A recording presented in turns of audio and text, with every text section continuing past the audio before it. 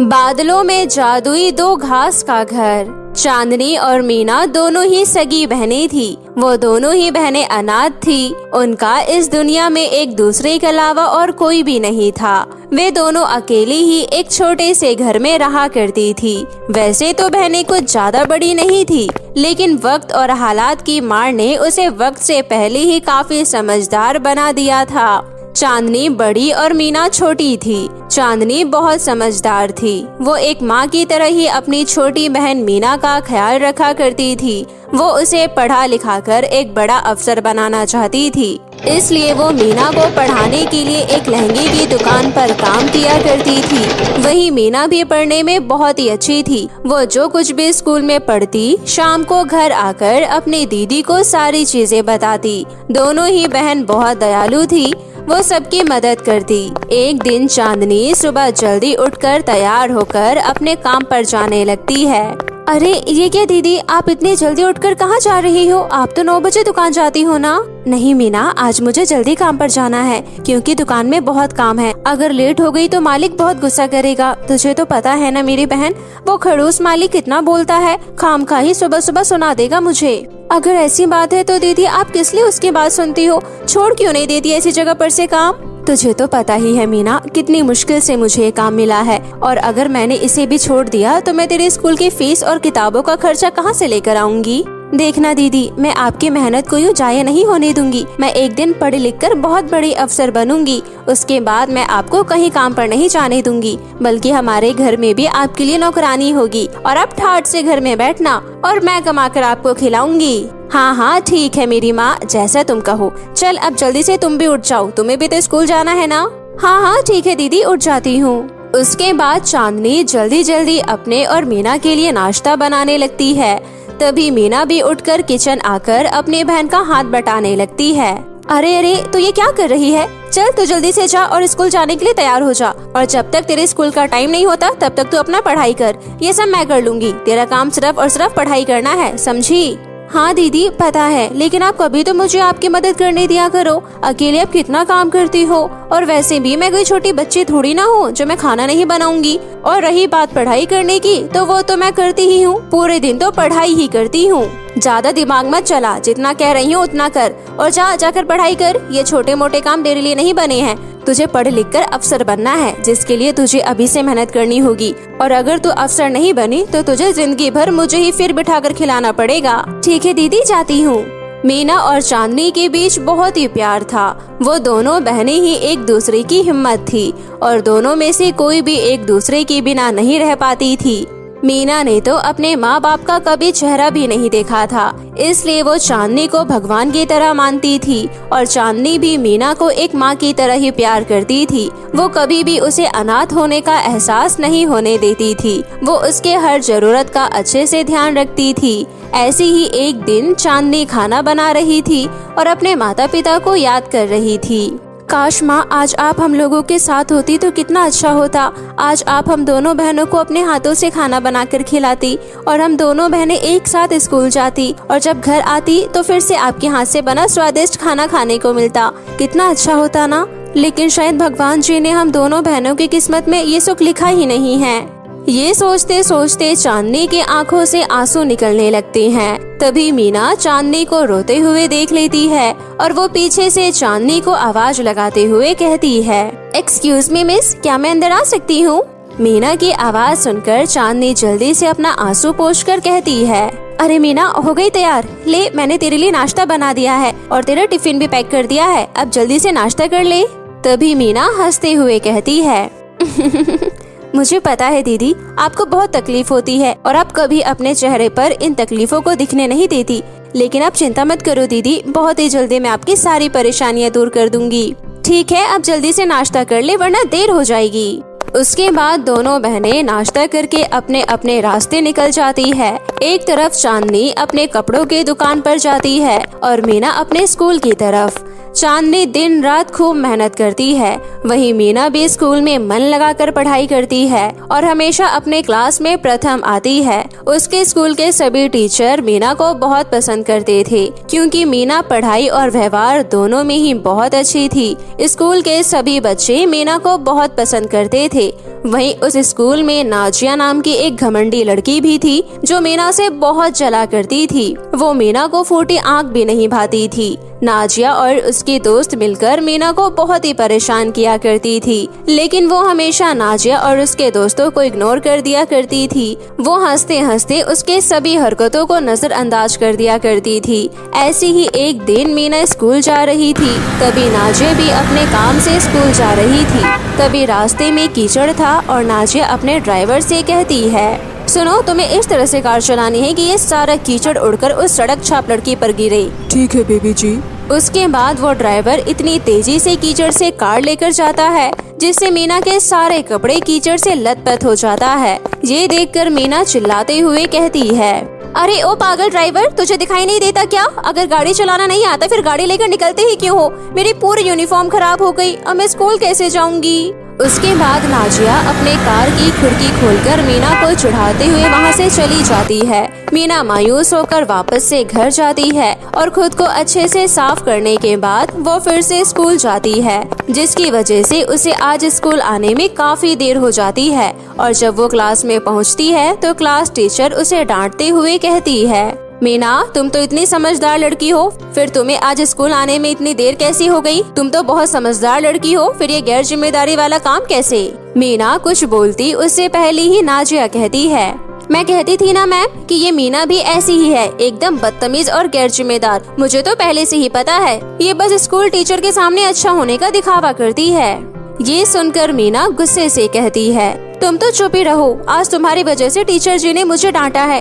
अगर तुम्हारा वो बदतमीज ड्राइवर सही से गाड़ी चलाता तो ना मुझ पर कीचड़ आता और न ही मैं आज स्कूल लेट आती। मीना और नाजिया को बहस करता हुआ देखकर टीचर कहती हैं, साइलेंट, दोनों के दोनों अपना मुंह बंद करो और अपने सीट पर जाकर बैठो। अगली बार से ऐसा नहीं होना चाहिए मीना। ठीक है मैम। शाम को जब स्कूल की छुट्टी होती है तब नाजिया अपने बिगड़े हुए दोस्तों के साथ मीना के रास्ते पर आकर खड़ी हो जाती है। अरे इस अनाथ की अकड़ तो देखो, इसके पास ना तो पैसा है और ना ही माँ बाप, फिर भी अकड़ तो देखो कैसे राजकुमारियों वाली है। और तो इसके पास तो पहनने के लिए भी कपड़े नहीं है, रोज रोज एक ही यूनिफॉर्म को पहनकर स्कूल आती है, जूते भी फटे हुए।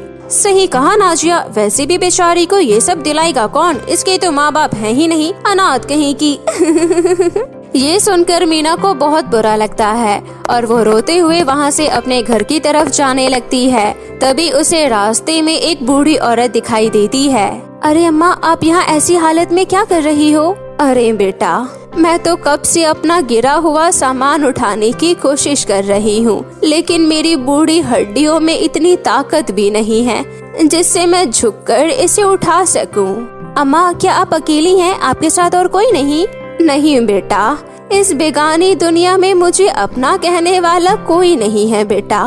और अब तो लगता है मैं भी कुछ दिनों की ही मेहमान हूँ। मैंने पिछले 1 हफ्तों से कुछ भी नहीं खाया।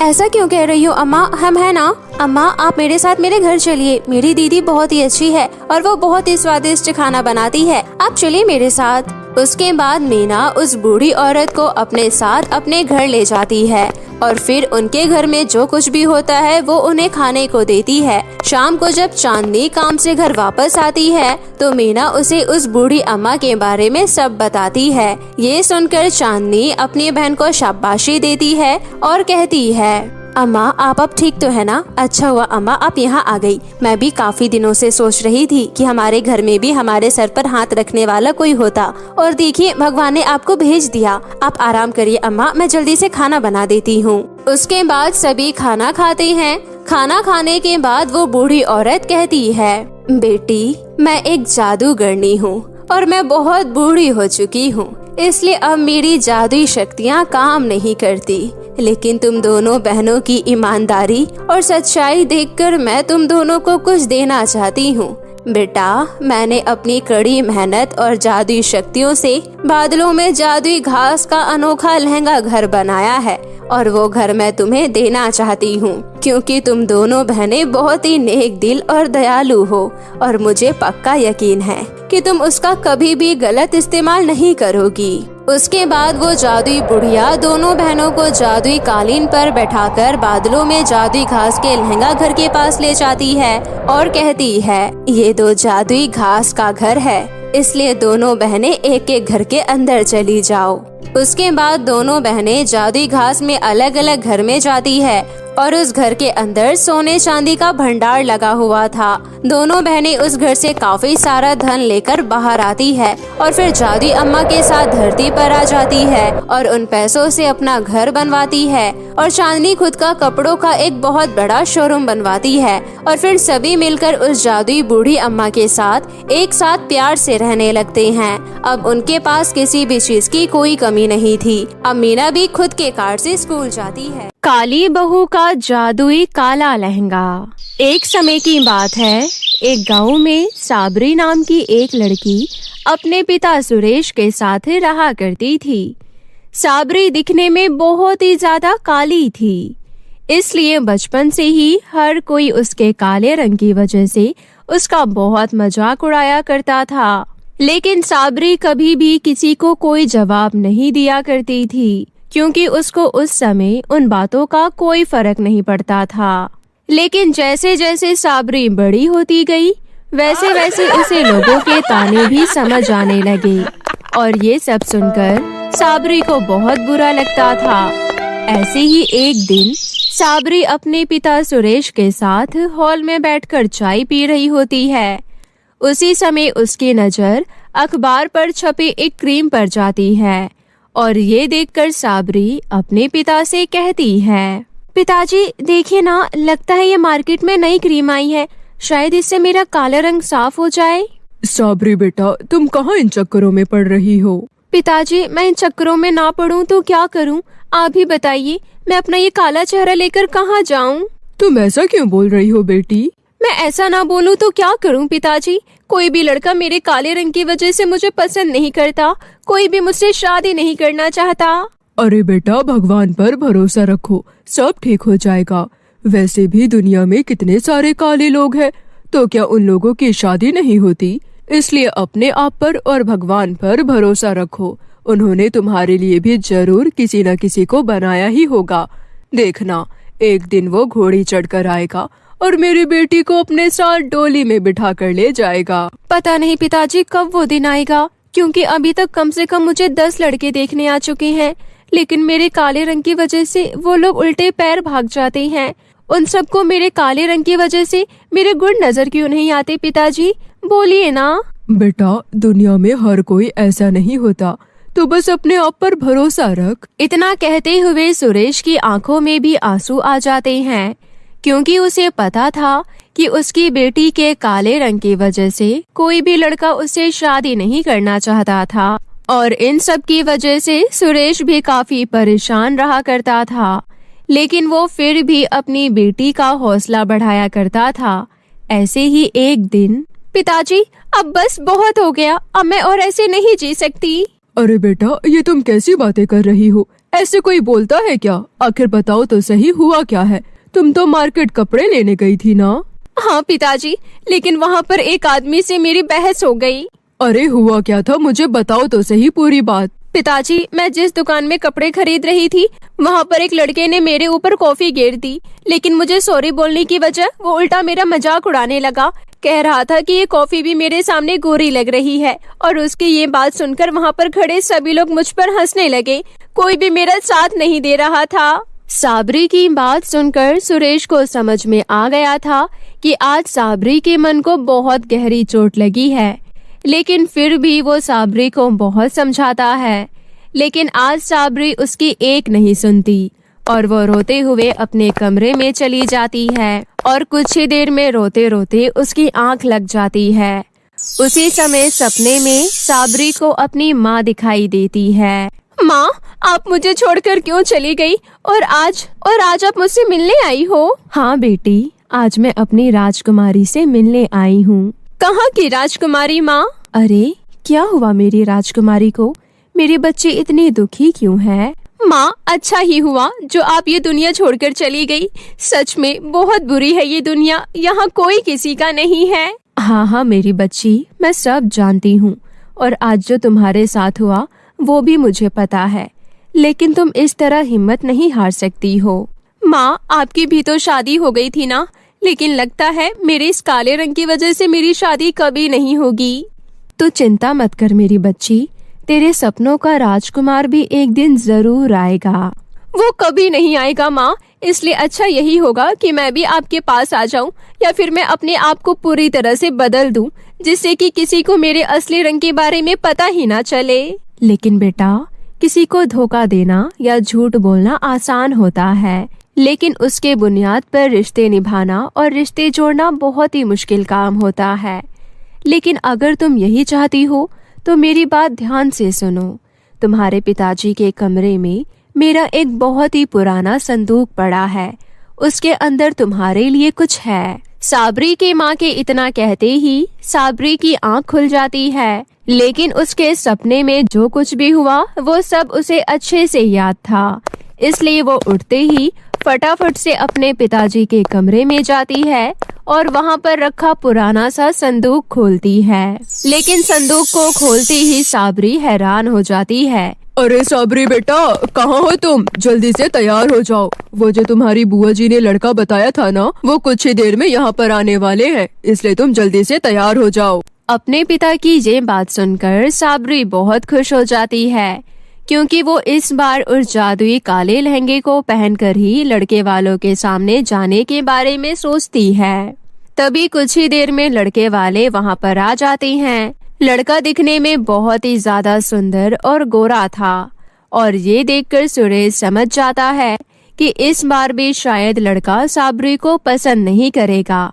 लेकिन जैसे ही साबरी वो जादुई काला लहंगा पहनकर अपने कमरे से बाहर आती है तो सबकी आंखें फटी की फटी रह जाती है, क्योंकि साबरी उस लहंगे में बहुत ही ज्यादा गोरी और सुंदर लग रही होती है। और उसे ऐसा देखकर सुरेश भी बहुत हैरान होता है, लेकिन वो उस समय कुछ बोल नहीं पाता। और ऐसे ही कुछ देर में अनुज साबरी को पसंद करके वहाँ से चला जाता है, और वो जाते जाते साबरी को अपना मोबाइल नंबर भी देकर जाता है। और ऐसे ही समय के साथ साथ उन लोगों की बातचीत के साथ साथ मुलाकातों का भी दौर चलने लगता है। और साबरी के अच्छेपन और अच्छे संस्कारों से अनुज बहुत प्रभावित होता है।